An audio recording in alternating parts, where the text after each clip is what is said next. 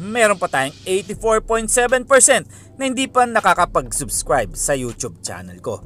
Bagong lahat, huwag natin kakalimutan na mag-subscribe and click the bell para lahat ang aking notifications. Well mga pare ko'y, pag-usapan nga natin itong si Robert Bolick.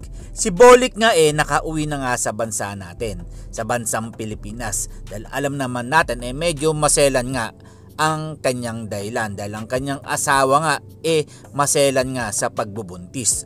Well mga pare ko, dahil kung akong tatanungin talagang uuwi ako dahil dalawa nga lang sila nakatira sa Japan. Well, alam naman natin ang bilig mapagbigayan dahil ibinigay na nga kay Bolick ang kanyang kahilingan na makabalik nga dito sa bansa natin. Although malaki nga ang kanyang kontrata, pero okay lang yun dahil kung ako rin naman tatanungin, ganun din ang gagawin ko.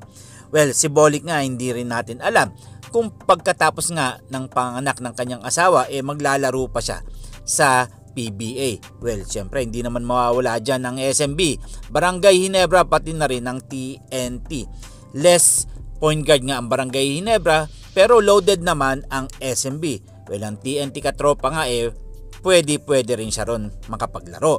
Well, dumako tayo dito kay Tony Bishop. Si Tony Bishop nga nakakalito na dahil ang dami na nga nagtatanong ng fans na saan nga ba talaga maglalaro si Bishop. Sa Barangay Ginebra nga. Ayon nga kay Kinite Henson talagang mahihirapan ang mga fans kung sino nga ba talaga magiging import ng Barangay Ginebra. Well, letter B nga yan mga parkoy. 3 B ang mga naglaro na nga sa PBA. Well, nandyan nga si Bishop, nandyan na rin si Bowles at nandyan na rin si Balkman. Well, ang usap-usapan nga ang matunog dyan si Bishop. Well, kung ako naman tatanungin mga pare ko posible nga si Bishop ang pwedeng makapaglaro dahil isa nga ito nagpahirap sa Barangay Ginebra nung kampyonato. Well, nagkampiyon pa rin ang Barangay Ginebra at dumako tayo dito kay Williams. Si Williams nga medyo sumasakit na nga ang ulo kung maglalaro pa nga siya sa TNT katropa. Well, katropa nga niya talaga etong si Jamie Malonzo. Well, siguro hinikayat din ni Malonzo na mapaglaro na rin siya sa Barangay Ginebra kung gusto niya ang kampyonato. Well, kahit na nakakuha na nga ito ng kampyonato, medyo malabo-labo pa nga na makapaglaro to sa Ginebra.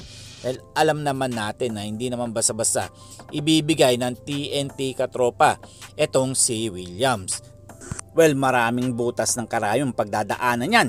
Kayo mga parkoy, ano ang inyong magiging komento dito at ano ang inyong masasabi? At huwag nating kakalimutan na mag-subscribe. And this is Ton the Boy Vlogs. I'm out. God bless you all.